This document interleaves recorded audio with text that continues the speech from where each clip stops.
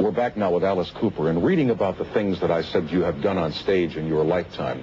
Those sound bizarre to old Tom. You know, Tom sits here with a glass of water and talks to people, and that's kind of the I gag. did some bizarre shows on this.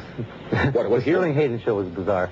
You thought bizarre? Yes, I thought so. Oh, bizarre of the mind, yes. though, not bizarre of the physicality. What is the strangest or weirdest illusion or effect that you've ever done on stage?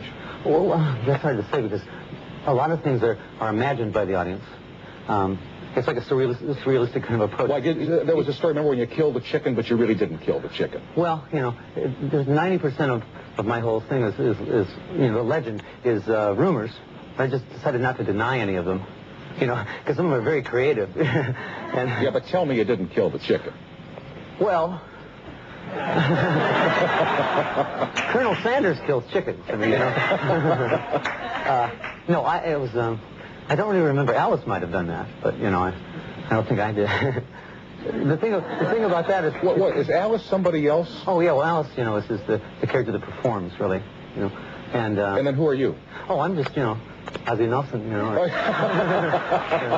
I just sit around being very normal, you know. But then that promotes the character. That promotes the character. The more normal I get in my regular life, the more bizarre Alice gets. And so, like, they feed off each other. Now, what about the time Alice had his head chopped off? Oh, yeah, that was fun. I think we have. My mom hated that one. I think we have some videotape, and maybe we can roll that, and people can watch it. And I don't know if you want to give away the illusion here as to what happened. No, I died every night. It was. Oh. All right. Well, anyway, here it goes.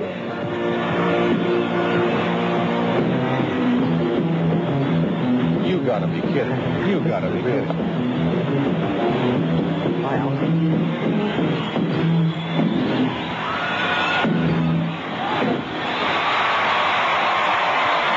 They love me, don't they? My kid. All the parents went, yeah! I mean, you got to kind of feel for a second like if they're cheering the blade coming down, what do they think of me for? Well, the thing is like, Alice is like a catharsis up there, you know? He's like, we have very few fights in our audience. You know, it's like after you saw Clockwork Orange. Nobody wanted to go out and fight after that because they did it for you on the film. And so, like, we use violence because it's sensationalism, and I love sensationalism.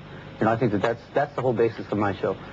I would much rather pick up a magazine, you know, name with magazine that says "Boy Born with Dog's Head," rather than, you know, Reagan does it, you know, because that's more sensational. You know, more people would go to an airplane wreck than a circus, just because that's the way that human nature is. You know. And so, like, what I do is I just give them images. I throw images. There's a snake out. If I throw the snake out there and bring it out there, you'll take it sexually, maybe. She'll take it funny. She'll take it serious. So that's one. If I throw a crutch out there, by the end of the show, you have 20 different images. You'll walk away with a whole different story than she will. So I'm making you use your imagination. They told me backstage, the producers, that you wanted to come out here with a snake tonight. Yes, I did. And Don't move. I get a little... I get a little uneasy around snakes, which is stupid, I know. It's no, they're really nice. If you feed them. We feed this one. So, you know, 2 or 3 groupies a week, you know. No, this one is really, I mean, she's no stage. Angel, her name is Angel. You know, she lives in Beverly Hills now, you know. And she won't eat rats. She's mink. You know, I don't, rats. What's rats? And she actually knows when she's on stage. You bring her out there and her ego comes out. It's just, do you think all the people that go to watch you perform in these spectacular stage shows that you do have the foggiest notion that you, Alice Cooper, live in a house in Beverly Hills, California, next door to Barry Goldwater Jr., and are a very quiet, meek, mild-mannered singer with a major metropolitan newspaper? I'm a model citizen. No, the thing is, again, I love the idea of playing the two images against each other because people still don't have any idea. You know, why did I go on Hollywood Squares? You know, I mean, why did you? Well, think of it. Because the same lady that's winning a car won't let her kids go to my show. You know, and I thought that was a really bizarre sort of, you know, just putting me into that thing, plugging me in was a really pop art kind of statement. You know, you know, you're a legend when you're a question on Gambit. You know? Yes. You know, if you sit there, I'm sitting in the morning watching, I love quiz shows, you know, because I know I'm smarter than those people. And I sit there and I'm watching them and they said, who is Vincent Fernier? You know? Who is Alice Cooper? Right. You know, I sit there, and the lady knows, but she's whatever happened to good old Vince Fernier back there on the trail? What happened to him? Oh, he's still around. Yeah? You know? He was pretty, he was fun and everything like that. I'm still Vince a lot of time. Vince. I look like Vince to you. Hi, I'm Vince. No, I was always but Alice, the character Alice was needed. He's a real need because the stage needs to be used, and it needs to be they say called it gimmicks. That was a bad word. They used to say, oh, Alice's gimmicks and that. Well, sure, what's wrong with gimmicks? As long as the music backs it up. If it were just gimmicks with no music, then it would just be a farce. Anybody can go out and buy props, so that 13-foot Cyclops. But if you haven't got the music to back it up, why it's there, then it's, There's a quote attributed to Frank Zappa way back there on the trail somewhere when you were playing a small place in Los Angeles early on in your career. Every place. Where apparently the customers left. Oh, yeah. And Zappa said any band that can empty out a club that fast must have something going for it. Even the hippies hated it. Yeah, was that a true quote, though? Oh, sure. Well, it was a true fact. It was a hip thing to do, like in about 1969, to walk out on Alice Cooper. We used to play the Cheetah Club. If you remember the Cheetah out on Navy Street. They'd held 6,000 people, and we'd go on in 2 minutes, they'd be gone. There'd be 3 people out there. We'd say, wow, new record tonight. But the thing was the fact that it was like 1968, remember, and people were still doing this. And they were still, oh, gee, everything's wonderful. And we weren't like, that's the last thing we stood for. We stood for, fun. And so we go out there, and I said, what does it matter? We haven't got anything to lose. Go out there with Alice Cooper, of course. They're going to expect a blonde folk singer. Yeah. And they got it, which was totally, and we, like I said, even the hippies hated us. We had no friends at all.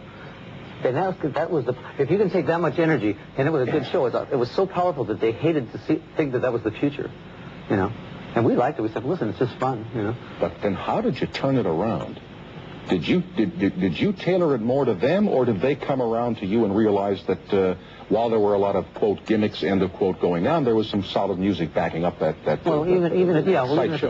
the time, we didn't even have enough money to buy gimmicks, so anything we could find backstage was part of the show. Find a mop, oh, that'll work. Right. Hey, get a chicken. Anything that they would throw on stage, really, was a gimmick, because nobody did anything at that period. Everybody played a guitar solo for 14 hours, and, oh, that's great, that's wonderful. But this thing showed them, it was a flash, it was an American sort of vehicle. We were talking about the 22 TVs. I pick up almost all my... Let me tell you something, Alice. I got to do these commercials. Now, listen here, Alice. We will continue with Alice Cooper with more conversation and more music right after these announcements.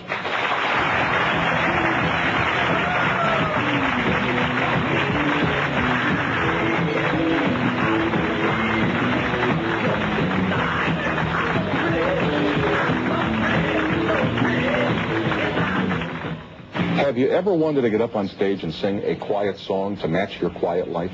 Oh, I do ballads. Sure, I do. There's one song called Dead Babies that we did. I don't mean... It was a sweet song. I don't mean that one. I was thinking more like... I like Burt Bacharach. Elevator music, as they call it. I like things... Anybody that puts time into anything. Like, I can't stand it when they knock movies. They killed the Choir Boys. I like that movie. And I thought Myra Breckenridge was good, too.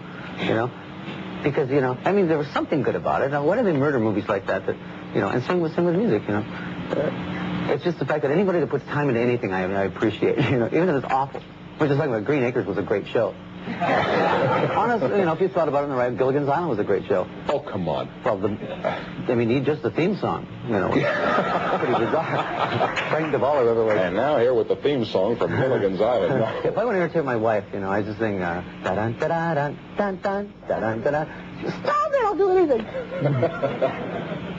22 television sets you have in your house. What can you possibly watch on 22? There aren't that many channels. Well, we have, you have cable now. You can watch things from Toledo, if you want to. You watch cooking shows from Akron. And I just really like the fact that it's all moving, and it's at the same time, all those people are stars. They go home and, I have my own cooking show. And to their family, right. But the thing is, like, you can catch things out of context. School's Out. This one, School's Out, was our biggest hit. That came out of a Bowery Boys movie. You're watching and sort of listening, and Muggsy said to Satch, "Hey, school's out." Hit him with his hat. And what he meant was "wise up," in that context. And that struck me. I go, "Oh, what a great way to say that." Now, I wasn't listening to the rest of the movie, but I caught that.